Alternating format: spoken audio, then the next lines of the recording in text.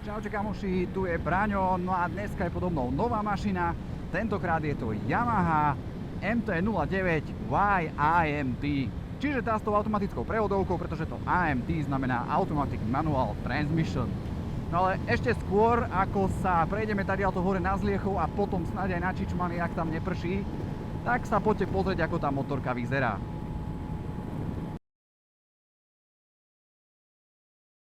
Ako som povedal, je to Yamaha MT-09 YYMT, čo znamená, že má automatickú prevodovku. Ako vidíte, vôbec to nie je vidno, nikde by to z tej motorky nemalo vytrčať. Jednoducho, keď niekde zastanete a pozrie sa na to niekto iný, tak tá motorka vyzerá ako klasická MT-09, čo je za mňa veľmi fajn.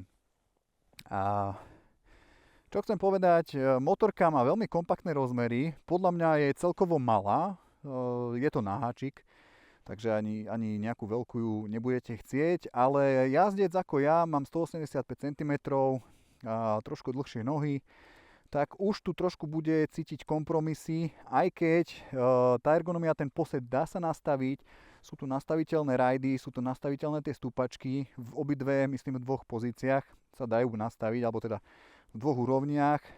Určite vám to odporúčam urobiť, aby ste sa na tej motorke cítili lepšie. Ja musím povedať, že za mňa škoda, že tá predvádzačka je v tejto čiernej farbe.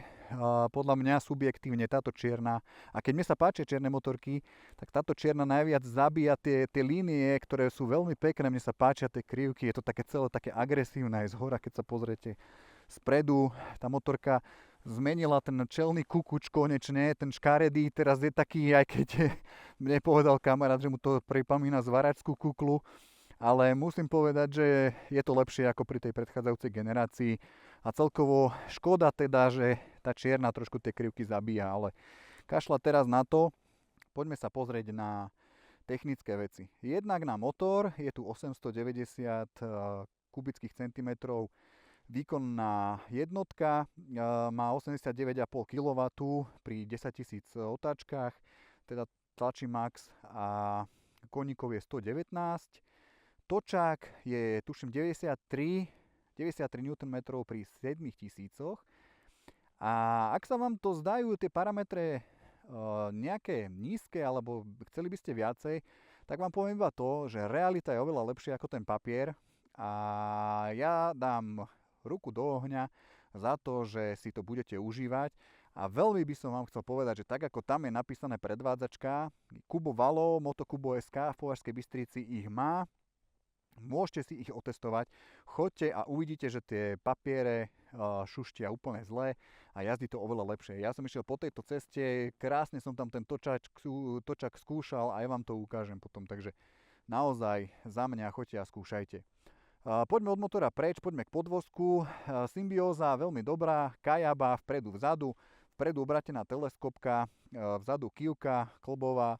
A musím povedať, že napriek tomu, že vpredu ten zdvih je iba 130 mm, vzadu iba 117, hovorím to preto, lebo na naháče sú to podľa mňa úplne štandardné údaje, tak je to také tvrdšie a myslím si, že k tým športovým motorkám to patrí. Jednoducho nebude to ťahať niekde na rozbité cesty, ale budete si užívať nejaké tie Paso Delo, Čičmany ako tuto ja. A tie cesty sú tu celkom fajn, takže úplne to stačí na tie slovenské cesty a o podvozku si potom detailnejšie povieme pri jazdení. Len doplním, že vpredu brzdy 298 mm kotúčovky, vzadu 245 mm kotúč 1, vpredu teda 2. Nie sú to Bremba, Brembo je iba radiálna pumpa tu vpredu, za tým sú Adriky a ešte by som teda chcel povedať, že ABS-ko samozrejme náklonové a nie je až také poplašené, ako ja by som čakal, že bude. Čiže nástup je veľmi, veľmi, veľmi fajn. No a to by bolo asi všetko, zbytočne už o tom keď sa nechcem, chcem ešte ukázať jednu vec, ktorá vás možno bude zaujímať, je to teda automat, čiže chýba tu spojková páčka, týmto krásnym ovládačom sa radia rýchlosti, no a je to veľmi zvláštne si na to zvyknúť a mne sa aj teraz ešte stáva, že jednoducho mačkám tú spojku, takže ale to som ja, vy ste určite lepší a múdrejší, takže toľko k tej motorke a poďme jazdiť a tam toho poviem viacej.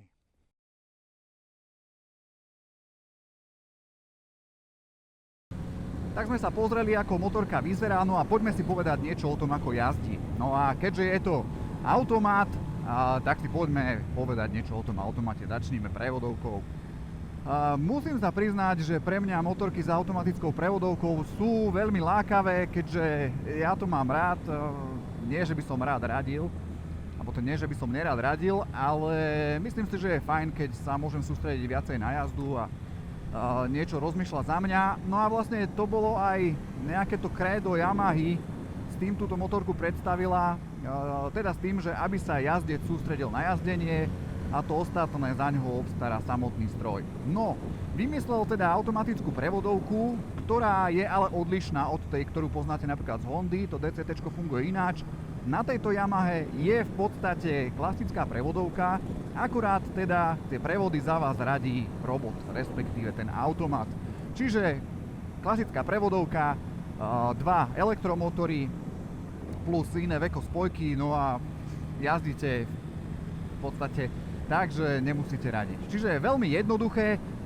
Je to super aj v tom, že tá prevodovka vlastne nezvyšuje váhu toho stroja, respektíve zvyšuje ho o ničotného 2,7 kg, myslím, je to do 3 kg.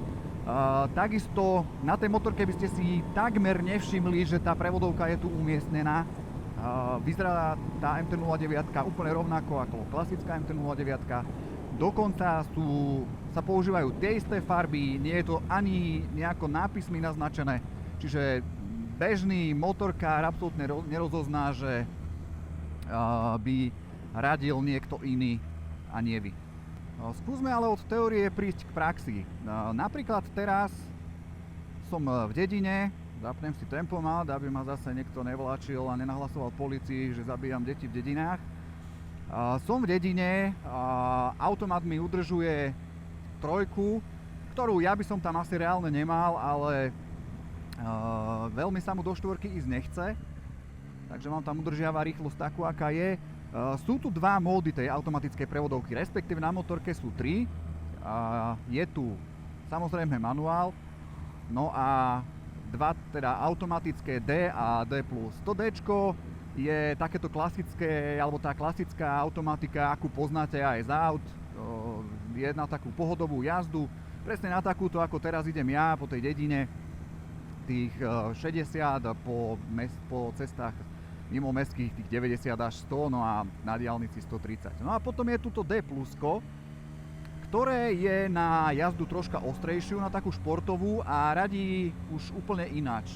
Tie stupne tam hádže agresívnejšie, ostrejšie, sú kratšie, tie kroky medzi tými jednotlivými prevodmi nie sú také dlhé. A ja sa musím priznať, že radí na tom D+, troška ináč, ako by som radil ja, čiže mi to troška prekážalo, takže ja to moc nepoužívam. A ja nie som ani jazdec, ktorý by sa nejako tlačil extrémne do nejakých športových výkonov, takže ja jazdím na tom Dčku, mám ho zapnuté aj teraz. A úplne mi to vyhovuje, tiež neradí úplne tak, ako radím ja, ale je to oveľa pre mňa prirodzenejšie, ako jazdiť v tom plusku. No a čo sa týka samotného manuálu, respektíve aj pri tom automate si viete radiť sami.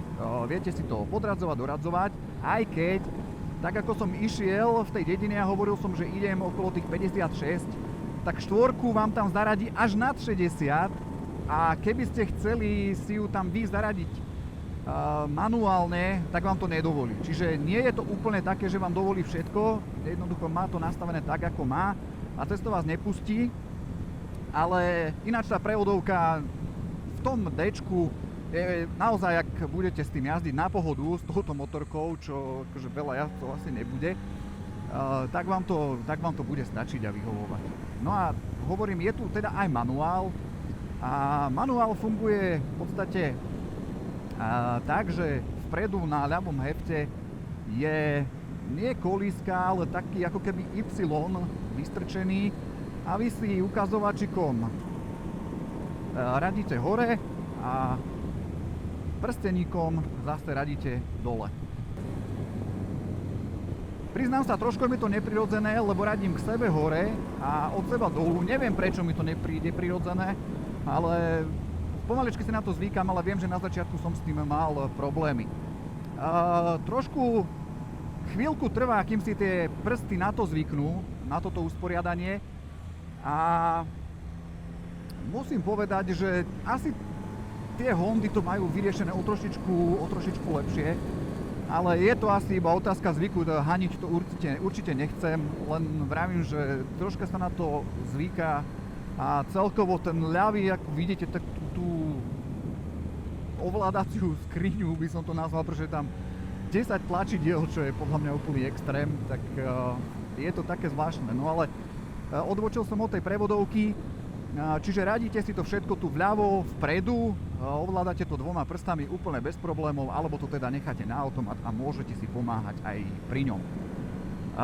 Dôležitá vec je, že napriek tomu, že motorka má inerciálnu tú 6-osú jednotku jemu, a napriek tomu, že tá motorka vie, čo sa s ňou deje, ako sa to s ňou deje, či je naklonená, či nie je, sú tu náklonové asistenty, ABS-ko a podobne, takže ona to vie, tak napriek tomu nekomunikuje s tou prevodovkou a môže sa vám stať, a bohužiaľ sa to stáva a stalo sa to aj mne, že vám jednoducho tá prevodovka radí v zákrute, čo nie je úplne dobré. V tom D-čku sa to stáva menej, respektíve tam sa mi to stalo iba raz, ale v tom D+, vám to vie zahasiť aj riadne v zákrute, a keď som jazdil v sobotu, bolo na tejto ceste popršané a zaradilo mi to v zákrute, tak vám poviem, že tie trenky som potom nechcel vidieť, či sú stále v tej farbe, ktorej som si ich obliekal. Je to nepríjemné, je to podľa mňa chyba, ktorá sa ale dá snáď softwarovo odstrániť, a ja verím tomu, že to Yamaha aj urobí, lebo naozaj, ak si tú motorku, aj keď viem, že si motorku teda začiatočníci kupovať nebudú a nie sú zvyknutí na to, že takéto veci sa môžu diať, tak to môže byť nebezpečné. Skôr preto, že to radenie v tom D+, nie je niekedy úplne hladké, takže ono s vami naozaj cukne, hlavne od 4 vyššie, aj pri teda zaradení z neutrálu na jednotku. Takže no jednoducho treba s tým počítať a netreba byť úplne pobláznený v mokrých zákrutách. Čo verím tomu, že väčšina jazdcov ani nie je. No a keďže vidíte, že už sa tu preháňam, tak poďme sa dostať k motoru, lebo to je obrovské plus tejto motorky. Napriek tomu, že trojvalce nejako extrémne ja nemusím, tak toto je proste motor, ktorý je úžasný. Za mňa najlepšia vec na tejto motorke, sorry prevodovka, ale je ten motor. 890 kubíkov nie je nič, čo by nejako ohurovalo ani tých 119 koní papierových. A papierových pretože by som kľudne dal pol prsta za to, že je to troška viacej ako tých papierových 119. Váha 196, takže si to viete do zákrut pekne položiť, ako len chcete. Ja to teraz moc nerobím, pretože tu mrzlo a ráno mrzlo aj u nás v Žiline, ale nechcel by som sa úplne tu roztekať. Musím povedať, že na to, že to je trojvalec, ten motor je krásne poslušný, je divoký, je úplne plynulý, bez problémov, keď to máte v manuále, na 650, úplne bez problémov. A nie, že sa z toho vyhrabe, on to ani necíti. Čiže toto sú za mňa veci, ktoré ja od motora chcem, ktoré dobrá motorka má, a takáto športová, s takýmto športovým nastaveným motorom, za mňa sú to proste veci, ktoré sú super. A môžem to len chváliť a aj to chválim. Ten motor naozaj je vynikajúci, tá jeho dynamika, ten rozsah, proste chce byť v otáčkach. Ten motor jednoducho tie otáčky miluje a vy budete milovať to, že on v tých otáčkach je. Je to fakt výborná vec. Jediné, čo teda mne, a to mi neprekáža priamo na motore, ale na tej motorke ten zvuk, výfuk je fakt tak sériovo plochý a trojvalec je, no ako to povedať, je ujačaný. Ak poznáte lietadlo z druhej svetovej vojny Junkers, takzvaná štuka, tak ono keď sa spúšťalo dole strmhlavo, tak spúšťali sa sirény. Presne táto MT-09 mi to pripomínala, pretože on fakt húči a jáči. Zvyknete si na to a ono je to príjemné, keď takto zapnete, len tuto už je dedina, tak brzdím. Ale je to také zvláštne, no, keď ste zvyknutí na štvortakty, keď ste zvyknutí na štvorvalce alebo na dvojvalce, tak ste zvyknutí na trošku inú charakteristiku toho motora. No, trojvalec je trošičku iný v tomto, ale ako hovorím, je to najlepšia vec na tej motorke a mne vyhovuje. Čo sa potom týka, ak sme pri motore, čo sa týka samého jazdenia, tu vpravo hore si prepínate automatickú a manuálnu prevodovku, tu dole je tlačítko Mode, ktorým si prepínate módy toho motora. 3 sú predvolené, Rain, Street a Sport, a 2 si môžete nastaviť. A ja som veľmi rád, že sú 2, ktoré si môžete nastaviť, lebo jednoducho mám rád tie možnosti, keď si motorku nastavím ja ako chcem a nie vždy chcem jazdiť úplne rovnako, takže je to paráda. Cez displej a cez ovládače si rýchlo nastavíte, čo chcete. Tých nastavení je tam viacej a nie je to iba on a off, ale pekne si to niekde až v 3-4 úrovniach viete ponastavovať tie elektrické asistenty, ktoré chcete, ktoré nechcete. Spomeňme takto narýchlo, samozrejme kontrola preklzu, ABS-ko, náklonové, to už som spomínal. Poďme si tu vyskúšať ten motor, poďme.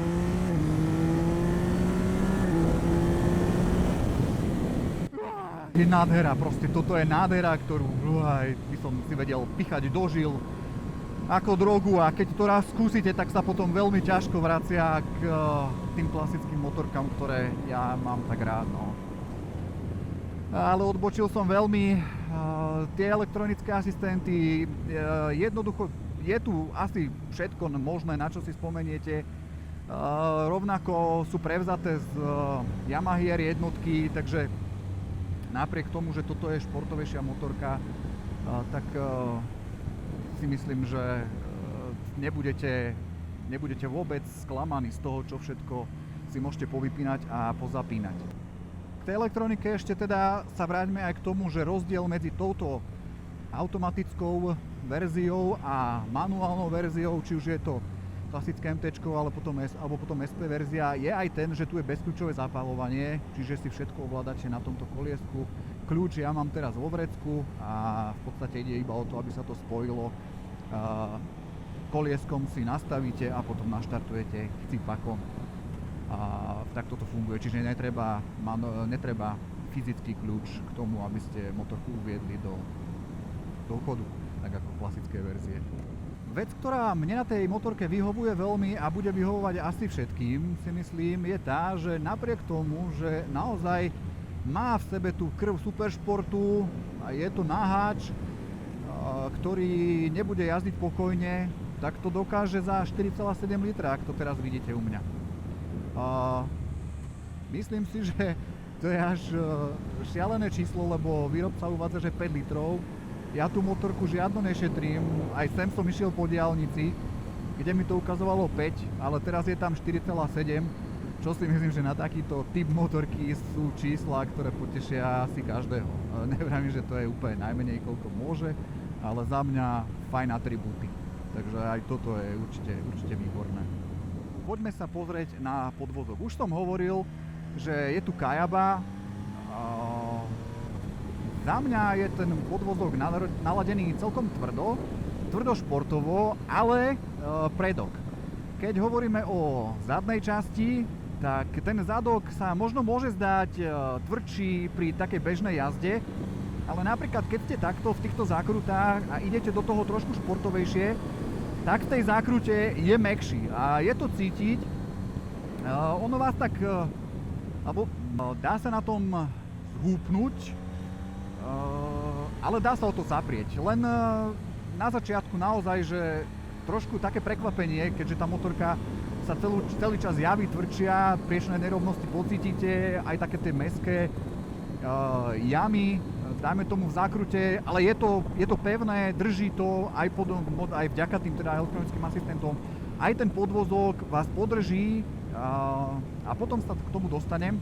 Chcem teda ešte spomenúť Aj keď som hovoril o prednej, zadnej vidle, tak sú plne nastaviteľné. Čiže si ten posed, tú ergonómiu viete upraviť aj tým, že si viete nastaviť odpor prúžiny, predpätie a podobne. Čiže a ja vám to odporúčam urobiť určite. Tú motorku si doľaďte tak, ako to vyhovuje vám. Yamaha na tejto motorke zmenila viacero vecí a to, ktorá sa zmenila najviacej, je asi posed. A možno viete, ak ste jazdili na starších generáciách tejto motorky, že stále to bolo také, že je to motard, je to supersport, je to naháč. No tak Yamaha to rozsekla, prezentuje tú motorku ako naháč a ja môžem povedať, že to naháč aj reálne je, aj za mňa. Tým, že sa posed posunul viacej dopredu, vy ste viacej dopredu, viacej na riadidlách, tlačíte na ne viac a tým vlastne máte lepšiu kontrolu nad tou motorkou a tu pocítite, že ten podvozok je dobrý. Že vpredu budete radi za to tvrdšie naladenie, lebo v takýchto zákrutách naozaj, že stále viete, že drží to parádne, ešte toto. Ja sa priznám, že v mojom prípade neexistuje, aby som ja tú motorku dostal na limit. Ja som limit tej motorky, ale tí, ktorí sú skúsenejší, lepší jazdci ako ja a tú motorku dokážu dostať na limit, aj tie Bridgestone, ktoré sú tam, tak budú veľmi spokojní s tým, ako tá motorka, ako ten predok komunikuje. Neustále budete vedieť, na čom ste a to je podľa mňa veľmi dôležité. Aj keď vravím, ten zadok niekedy sa vie zhojdnúť, tak predok vás vždycky podrží a povie vám niekam, poďme, ešte ma dáš. No a poďme k brzdám. Brzdy sú vyriešené zaujímavo. Nie sú to, tvári sa to, že to je Brembo, ale Brembo je len tá predná radiálna pumpa 16 mm, ktorá vám zabezpečí také celkom fajn lineárne brzdenie, ale za tým už je technológia od Advixu, ktorý robí pre Yamahu, tuším, posledné 2 generácie, ale to neviem určite, tak berte to s rezervou. A ja musím povedať, že hoci ten nástup toho brzdiaceho účinku je pomerne lineárny, tak aby ste zastali, tak treba tu troška sily do toho dať. Čiže nie je to také, že brzdím a okamžite to zahryzne. Nie. Ten nástup je fakt dobrý, plynulý a ak chcete, tak proste musíte trošička tými prštekmi sa pohrať s tým, poštekliť to viacej. No a keď je tu takéto kľudnejšie miestečko, asi by som chcel povedať aj to, že napriek tomu, že to je šporťák, že tá motorka naozaj je určená na ostrejšiu, dynamickejšiu jazdu, tak sa na nej dá aj v pohode kruizovať krajina, oddychovať, vychutnávať si to. Umožňuje to aj sedadlo. Momentálne mám najazdených dneska nejakých 140 km a stále som celkom svieži, zadok ma neboli. Je to spôsobené tým, že to sedlo má veľmi príjemnú výplň, nie je tvrdé, čo je dôležité, nie je ani nejako mäkké, že by sa presedelo, je tak úplne presne akurát ako vyhovuje mne na moju váhu, tých 95 kg. Vzadu je širšie a zužuje sa smerom dopredu, pri nádrži je úzke a nohami si tak môžete tú nádrž pekne poriadne objať a aj vtedy aj to vám pomôže v tých zákrutách, samozrejme, lebo viete sa zaprieť a jednoducho keď sa zapriete, tak s tou motorkou viete robiť veci oveľa lepšie a ľahšie ako keď máte rozkročené nohy a musíte si dávať pozor na to, kde ako všetci lietajú. Takisto ešte keď sme pri sedadle, som chcel povedať, že napriek tomu, že to je naháč, že tá motorka je malá, tak spolujazdec vzadu má vlastné sedadlo, je to rozdelené a nesedí sa tam úplne zle. Práve, že sa na tom dá absolvovať aj úplne v pohodičke nejaký ten nedeľný, kratší výlet za nejakým zaujímavým miestom. Takže aj tuto Yamaha odviedla dobrú robotu.